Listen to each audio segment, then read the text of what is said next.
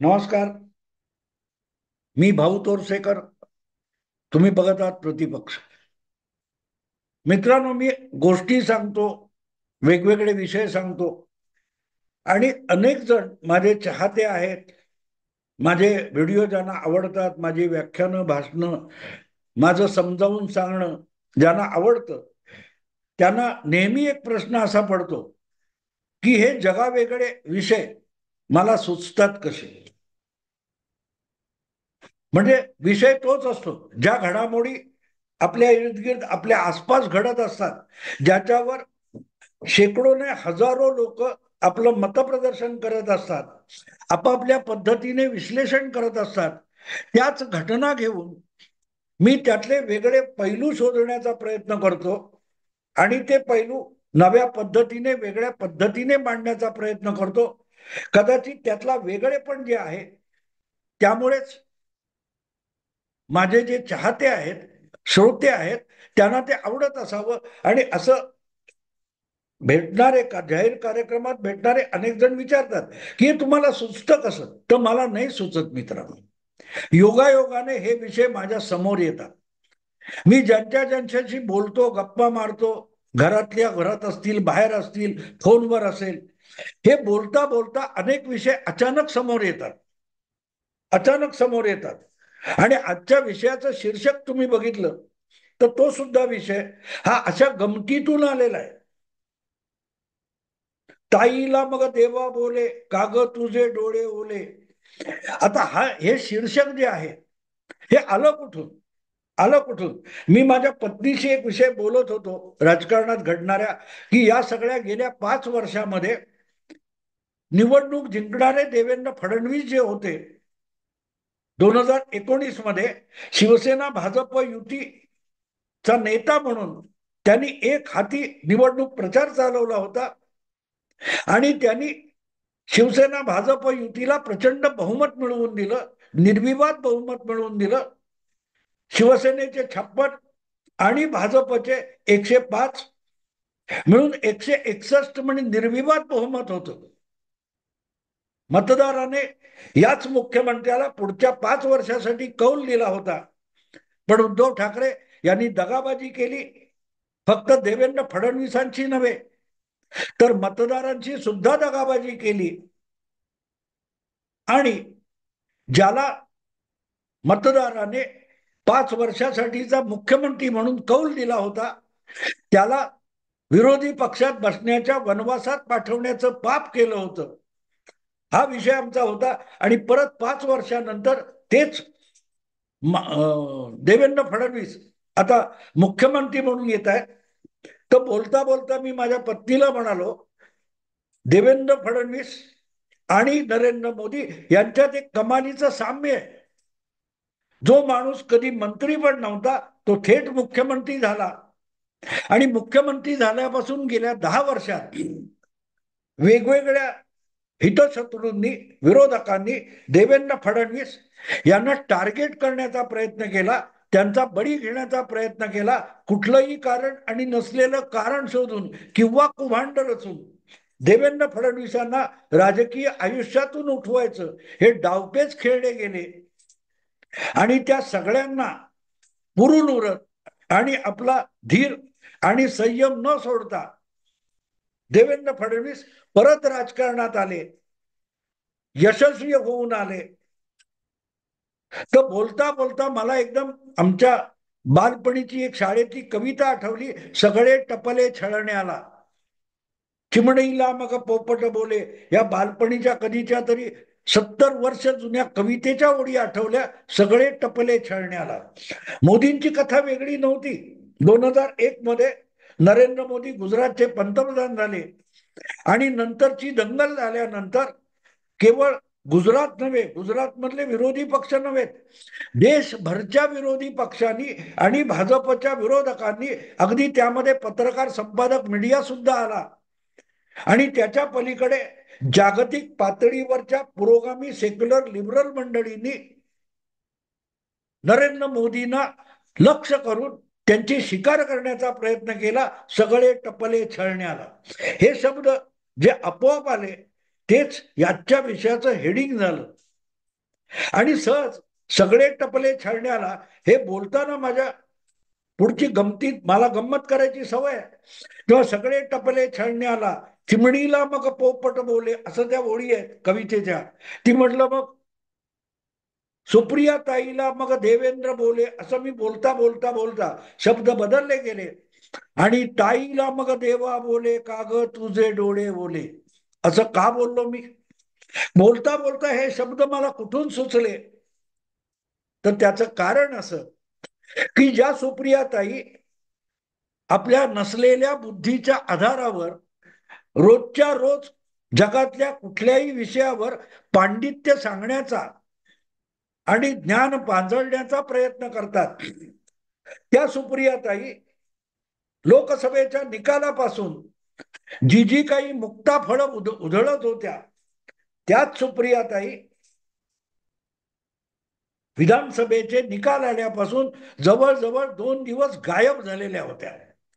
काय झालंय हे समजण्याच्या इतकी सुद्धा त्यांना जणू काय डोकं ठिकाणावर राहिलं नव्हतं. त्यामुळे 2 दिवसानंतर समोर आल्यानंतर त्या आपली आपली अक्कल पाजळायला लागल्या. दुःख तर झालेलं आहे, कारण लोकसभेमध्ये सगळ्यात मोठा स्ट्राईक रेट, म्हातारं जातंय तिथे चांगलं होतंय, हे सगळी मुक्ताफळं ज्या सुप्रियाताई उधळत होत्या त्यांची बोलती बंद झाली, बोबडी वळली विधानसभा निकालानंतर. आणि मग अनेकांनी अकेला देवेंद्र क्या करेगा हे सुप्रियाताईंचे शब्द त्यांच्या तोंडावर मारले वगैरे वगैरे. पण बोलायचं तर काय बोलायचं? आणि मग देवेंद्र फडणवीसांकडून ही अपेक्षा नव्हती, म्हणजे ज्याला आयुष्यभर किंवा गेल्या 10 वर्षामध्ये सतत पाडण्याचा, अपमानित करण्याचा आणि पराभूत करण्याचा प्रयत्न केला, त्याच माणसाकडून अपेक्षा पण बाळगल्या, यासारखा विरोधाभास दुसरा कुठला असू शकतो? सुप्रियाताईंचा देवेंद्र फडणवीसांकडून अपेक्षा असण्याचं कारण काय मित्रांनो? आपल्या अपेक्षा त्यांच्याकडून असतात ज्यांना आपण काही मदत करतो.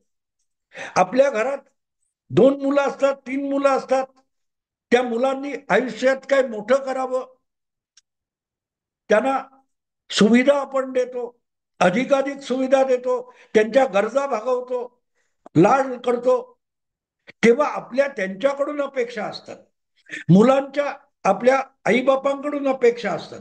पण ही नात्यातली जी काय बाजू असते की ज्यांच्यासाठी आपण काहीतरी करतो आणि जे आपल्यासाठी काहीतरी करतात, त्यांच्या एकमेकांकडून अपेक्षा असतात.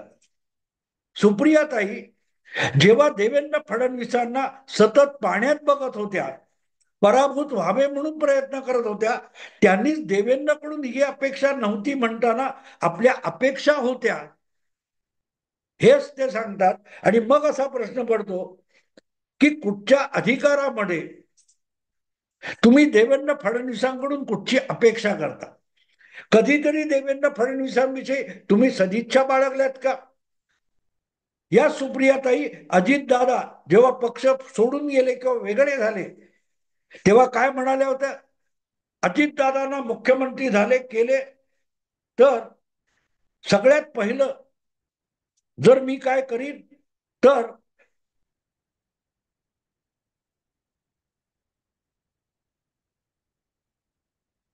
सगळ्यात पहिलं मी काय करीन तर अजितदादांना हार घालण्याचा पहिला अधिकार माझा असेल. काय गंमत आहे बघा मित्रांनो. अजितदादांना यांचे वडील मुख्यमंत्री होऊ देणार नाही, पदोपदी तोंडघशी पाडणार, पण दुसऱ्या कोणाची मदत घेऊन किंवा दुसऱ्या कोणी मदत केल्यामुळे अजितदादा मुख्यमंत्री झाले, तर त्यांना पहिला हार घालण्याचा अधिकार मात्र सुप्रियाताईंना पाहिजे. माणूस किती ढोंगी, शहाजोग आणि मानभावी असतो, त्याचं सगळ्यात उत्तम लक्षण म्हणजे कोण? तर सुप्रियाताई. आणि आता सुद्धा अजितदादांना मुख्यमंत्री करून दाखवा. अरे तुमच्या हातात असताना तुम्ही का केलं नाही त्याचं उत्तर द्या.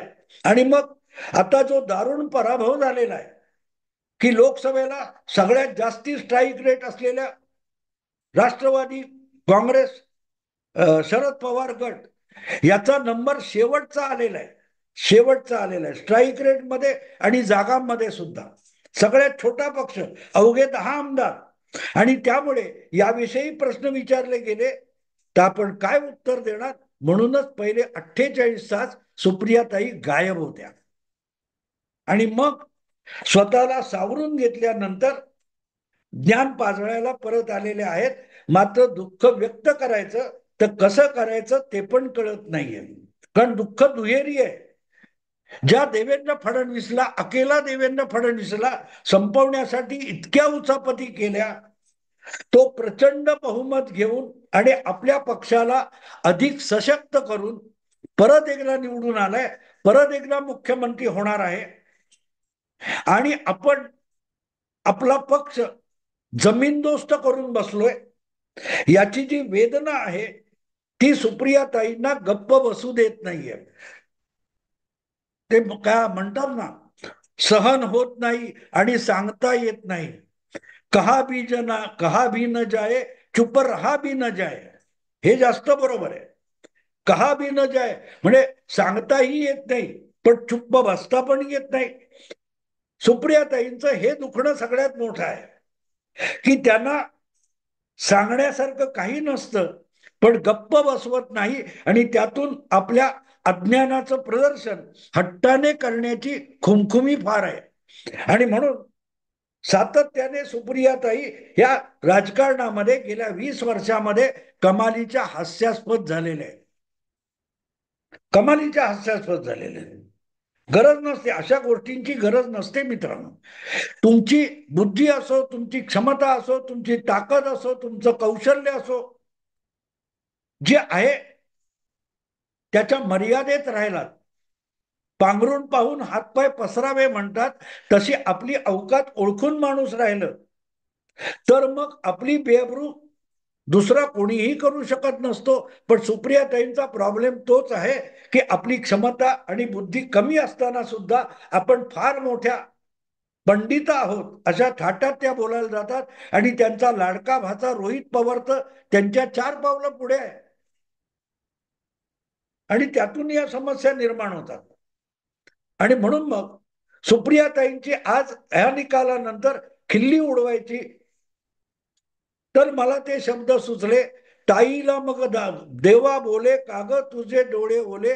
कारण तुमच्या अपेक्षा काही असतील, पण देवेंद्र फडणवीस यांनी बोलून दाखवलं नाही, अपशब्द वापरले नाहीत, अपमानास्पद शब्द सुद्धा वापरले नाहीत.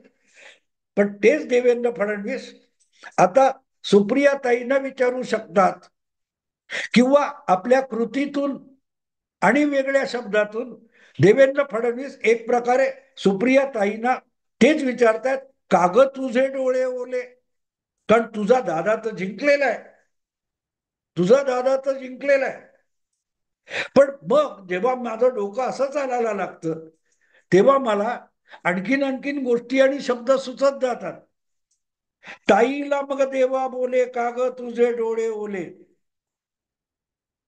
मग बाबांकडे वळून म्हणजे शरद पवारांकडे वळून सुप्रियाताई म्हणतात, काय सांगू बाबा तुला, अजितनं माझं घरटा नेला. जो घरटा म्हणजे राष्ट्रवादी पक्ष, हे जे घरट पवार साहेबांनी 25 वर्षामध्ये एक एक काडी, एक एक काय म्हणतात ते कचरा गोळा करून एक घरट निर्माण केलं होतं आपल्या लाडक्या कन्येसाठी. ते जे घरट होतं राष्ट्रवादी पक्षाचं, तो घरटा अजितने चोरून नेला. काय सांगू बाबा तुला, अजितनं माझा घरटा नेला. असं म्हणायची पाळी आज सुप्रिया ताईंवर आलेली आहे.